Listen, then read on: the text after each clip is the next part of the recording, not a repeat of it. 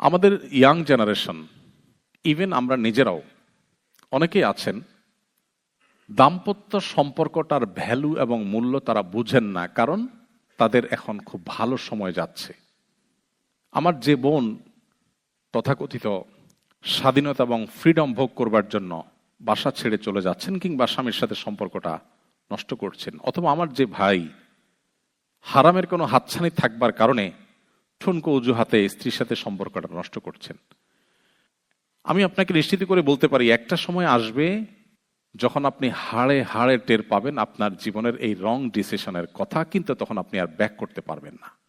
দেখুন, আমাদের কাছে শত সহস্র মানুষ দুঃখ গাথা নিয়ে আসে, বহু বোনের বহু ভাইয়ের চোখের পানি আমি দেখেছি, যখন দেখেছি একটা বয়সে এসে তারা বুঝতে পারছেন যে তারা ভুল করে ফেলেছেন। কেন ইসলাম আমাদেরকে বলেছে স্যাক্রিফাইস এবং স্যাক্রিফাইস করতে? দাম্পত্য জীবনের শুরুতে মাঝে অনেক জোয়ার থাকে, কিন্তু যদি কেউ এটাকে ওভারকাম করে চলে যায় তখন তার জীবনে শান্তি আর শান্তি। আমি আমার বোনদেরকে বলতে চাই, এবং সব সময় আমি বলি, সব জায়গায় বলার চেষ্টা করি, দেখুন আমাদের দেশের প্রেক্ষাপটে নারীরা নানা কারণে নিগৃহীত। শাশুড়ি অত্যাচার করে, ননদ অত্যাচার করে, স্বামী বুঝতে চায় না, অনেক বোনরা এটা নিতে পারেন না, তারা সেপারেশনে চলে যান। যারা বুদ্ধিমান, যারা কোরআন এবং হাদিসের কাছে নিজেকে সারেন্ডার করেছে যে আমার আল্লাহ সৃষ্টিকর্তা আমাকে যেটা গাইড করছেন এর বাইরে কোনো কল্যাণ থাকতে পারে না, সো আমি সেটাকে ফলো করব, আমার যত কষ্ট হোক, এই ডিসিশন যারা নিতে পারেন তারা সবর করেন। সবর করলে কি হয়, আমি সবসময় বলি, মুসলিম ফ্যামিলিতে কোনো মেয়ে যদি কষ্টে থাকেও সেটা খুব লিমিটেড টাইমের জন্য, খুবই সীমিত সময়ের জন্য। আপনার স্বামী জুলুম করছে, শাশুড়ি জুলুম করছে, শ্বশুর জুলুম করছে, ননদ জুলুম করছে, দেবর জুলুম করছে, ওকে, আপনি নিশ্চিত থাকেন, আমি আপনাকে লিখিত দিতে পারি আপনার এই সময়ের অবসান হবে, আপনি সুন্দর সুদিন পাবেন যদি আপনি ধৈর্য ধারণ করতে পারেন। কিভাবে সেটা? যখন এক দুটা বাচ্চা হবে, সাধারণত বাচ্চারা বাপের পক্ষে থাকে না মায়ের পক্ষে থাকে? বেশিরভাগ মায়ের পক্ষে থাকে। বাপের পক্ষে কয়টা থাকে? আমার বাচ্চারা তো আমার মনে হয় না যে আমার ওয়াইফ আমি দুজনের মধ্যে আমার পক্ষে দাঁড়াবে। ভোটে যদি দাঁড়াই দুইজন, নির্ঘাত আমি হারবো এবং ওয়াইফ জিতবে। এরপর বাচ্চারা যখন বড় হয়, এরা বড় হওয়া মানে হলো আপনি স্ত্রী হিসাবে আপনার সৈনিক গড়ে ওঠা, ডানে সৈনিক বামে সৈনিক। এখন তো আবার ফ্যামিলি প্ল্যানিং এর নাম দিয়ে মানুষ বাচ্চা নিতে চায় না। দুর্ভাগ্য। আমরা যারা 7-8 ভাই আছেন তারা ফ্যামিলিগতভাবে যতটা সুখে, 1-2 ভাই যে সমস্ত সংসারে, তারা ফ্যামিলিগতভাবে ততটা সুখে না। এটা আরেক আলোচনার টপিক, আমি সেদিকে না যাই। আমি যেটি বলছিলাম যে একটা সময় ছেলে মেয়ে বড় হয়, তাদের ঘরে নাতিপুতি হয়, তখন কিন্তু ওই যে বুড়া সারা জীবন খ্যাস খ্যাস করছিল মহিলার সাথে, ওই বুড়ার কিন্তু কোনো বেল থাকে না। খেয়াল করছেন আপনারা কখনো? সারা জীবন যে বুড়াটা জ্বালাতন করছে, মানে ইয়াং বয়সে যখন বউরে জ্বালাতন করছে, এখন পাইক পেয়াদা সৈনিক সামন্ত সব কার? মহিলার। পোলাপান যখন একটু বড় হতে তখন কিন্তু একদম বেয়াদব পুরুষ, যেটা স্ত্রীকে টর্চার করে যে পুরুষ, সেও কিন্তু সোজা হয়ে যায়, কারণ বইয়ের দিকে চোখ বড় করতে দেখে যে ছেলে মেয়ের সামনে এসে দাঁড়াইছে, শুধু চোখে চোখে তাকাইলেই আর কিছু লাগে না, হজম হয়ে যায়, সুইচের মতো সোজা হয়ে যায়। আর এগুলো যখন আর বড় হয়, এদের আবার যখন বাচ্চা কাচ্চা, তখন বুড়ির রাজত্ব আর রাজত্ব, তখন বুড়ির এমন রাজত্ব জমে যে বুড়া বেচারা বাসায় জায়গা পায় না, মসজিদে যায় বসে। মসজিদে মুয়াজ্জিন সাহেব বলে, চাচা বাসায় যাবেন না, দরজা আটকাবো। বলে, তোমরাও যে কি হয়েছে আজকাল, তাড়াতাড়ি মসজিদ বন্ধ করার জন্য পাগল হয়ে গেছো, ইবাদত করতে দাও না। আসলে তো বুড়ার বাসায় জায়গা নাই, কারণ ওখানে নাতিপুতি যা আছে সব বুড়ির। তো এই জন্য দাম্পত্য জীবনে যত কষ্ট হয়, ধৈর্য ধারণ করে যদি সম্পর্কটাকে টিকিয়ে রাখা যায়, তার সুফল মানুষ পায়। কিন্তু শয়তান আমাদেরকে উস্কে দেয়। আমি একটা কথা প্রায় সময় বলি, সাক্ষাৎ শয়তান কেউ দেখছেন আপনারা? শয়তানটা দেখার সুযোগ হয়েছে কারোর? হয় নাই? ওকে, লেটস গো, আমরা দেখি, শয়তান দেখার চেষ্টা করি।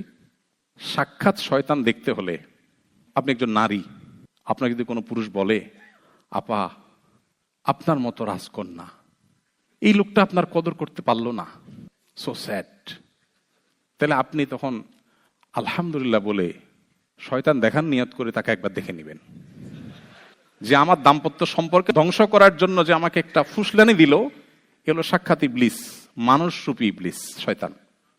ফার্ম দেওয়া, রাইট, সঠিক বলেছেন। একইভাবে কোনো পুরুষকে যদি অন্য কোনো মহিলা বা অন্য কেউ এসে বলে, ভাই আপনার মতো রাজপুত্র কি না মেয়ে পাইতেন আপনার জীবনে, ইস কেমনে কাটাই দিলেন আপনি জীবনটা, তাইলে আপনিও শয়তান দেখার নিয়ত করে বিসমিল্লাহ বলে একবার দেখে নেবেন। কারণ হলে হাদিসে আসছে নবী সাল্লাল্লাহু আলাইহি ওয়াসাল্লাম বলেছেন, কোন অপরাধ, দেখেন নবী সাল্লাল্লাহু আলাইহি ওয়াসাল্লামের কথাগুলো খুব সাধারণ কোনো কথা না, সিগনিফিকেন্ট ইন্ডিকেট আমাদেরকে করে।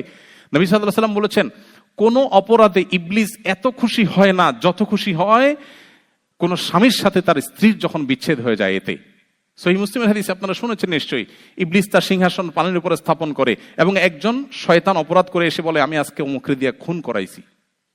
শয়তান বলে ওয়েল, তবে খুব বেশি অ্যাপ্রিসিয়েট করে না। আরেকজন এসে বলে, আমি একজনকে জীবনে মদ খাই না, আজকে তারে আমি মদ খাওয়াইছি। আরেকজন এসে বলে, আমি আরেকটা কাজ করাইছি, গিবত করাইছি, কারো হক মেরে খাওয়াইছি, ইত্যাদি ইত্যাদি।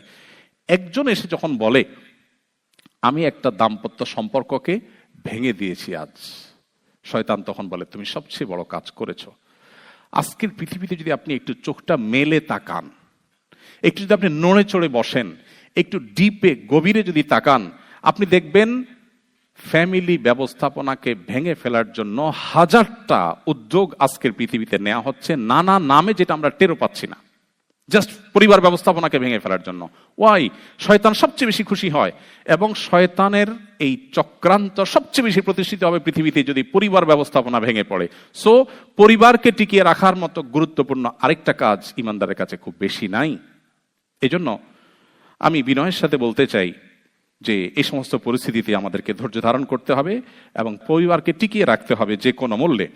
আমরা আজকাল সবাই খুব বেশি অতিরিক্ত স্বাধীনতা ভোগ করতে পছন্দ করি। স্বাধীনতা ভালো, কিন্তু ইসলাম বলে অতি স্বাধীনতা নয়। অতি স্বাধীনতা মানুষকে ধ্বংসের দিকে নিয়ে যায়।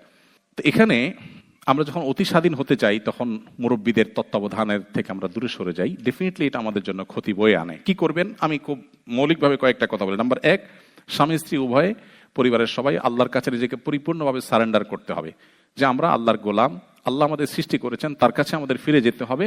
সো তার আদেশ নিষেধের সামনে আমাদের কোনো সে নাই, এবারে সবাই উভয় সম্মত হতে হবে।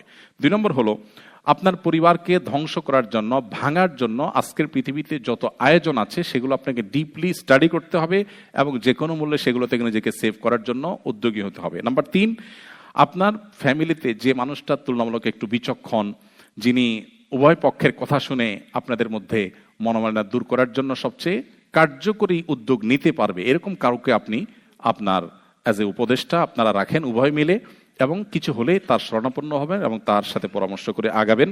আমাদের সংসারগুলো আমাদের জীবনের সবচেয়ে বড় সুখের জায়গাটাকে খান খান করে দিচ্ছে।